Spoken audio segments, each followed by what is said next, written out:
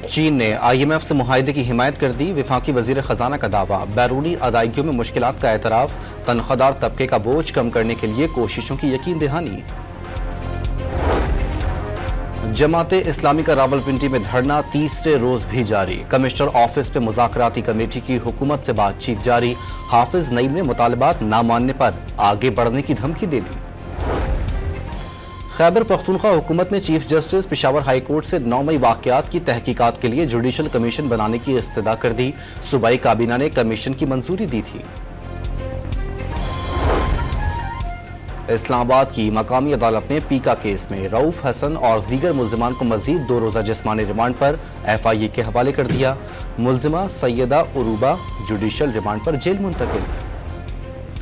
IPPs के साथ जालिमाना मुआहदे किसने किए? 30 साल तक ऑडिट क्यों नहीं कराया गया? मुशीर इत्तलात खैबर पख्तूनख्वा बैरिस्टर सैफ ने हकाइक सामने लाने का मुतालबा कर दिया। कौमी असम्बली अरकान का स्पीकर अयाज सादिक से राब्ता। बिजली और गैस के बिल अदा न करने की खबरों की तरदीद। खामोश रहने पर वजारत तवानाई के खिलाफ तहरीक इस्तेहकाक जमा।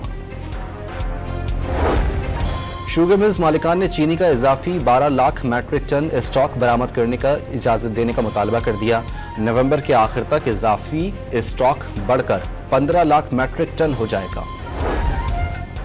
हैदराबाद में मामूली झगड़े पर 2 लड़कों को थाना मक्की शाह में हब्से बेजा में रखने की वीडियो वायरल। वालिदैन का पुलिस पर बच्चों को छोड़ने के लिए रिश्वत मांगने का इल्जाम।